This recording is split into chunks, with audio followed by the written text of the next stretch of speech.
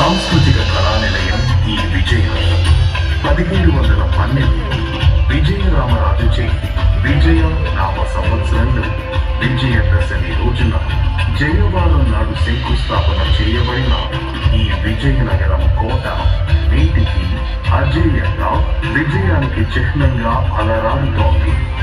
ఈ నేలపై నడయాడిన విద్యను అభ్యసించిన మహామహులు ఎందరూ వివిధ రంగాలలో విజయనగర కీర్తి పతాకాన్ని ప్రపంచవ్యాప్తంగా ఎగురవేశారు.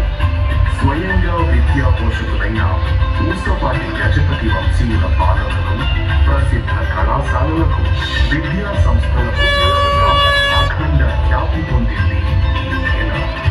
అభినవ ఆంధ్ర భోజునిగా పేరు పొందిన ఆనంద గజపతి మహారాజు ఇక్కడి విద్యా సంస్థలకు నాంది పలికి లలిత కళలను ప్రోత్సహించారు.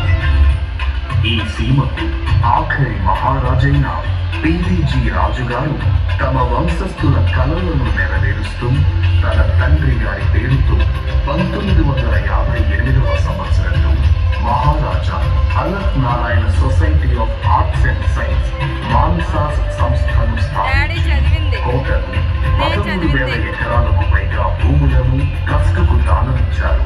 ఆ వంశపు ఆడబిడ్డలు కూడా ప్రజా సేవా తత్పరులే.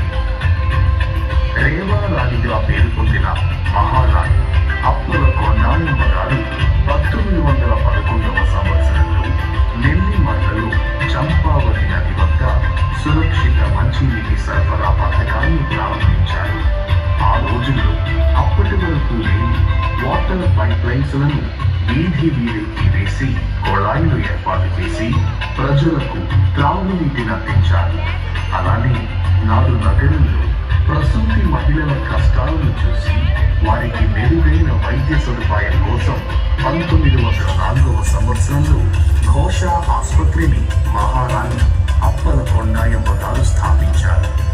దేశ రక్షణ కొరకు సైనికుల అవసరం ఎంతో ఉందని గ్రహించి పివిజి రాజుగారు కోరుకొండ ప్యాలెస్ ను మరియు 200 ఎకరాల భూమిని కోరుకొండ సైనిక్ స్కూల్ ఏర్పాటుకు దానం చేశారు.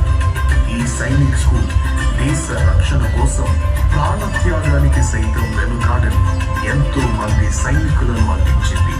ఉదాహరణకు చైనా సరిహద్దులలో గల గాల్వాన్ లోయలో శత్రువులతో పోరాడి దేశం కొరకు ప్రాణత్యాగం చేసిన లెఫ్టినెంట్ కర్నల్ సంతోష్ బాబు ఒకరు. ప్రపంచ ప్రఖ్యాతిగాంచిన మహాకవి గురజాడ కన్యాశుల్కం నాటకానికి ఊపిరి పోసింది ఈ నేలనే.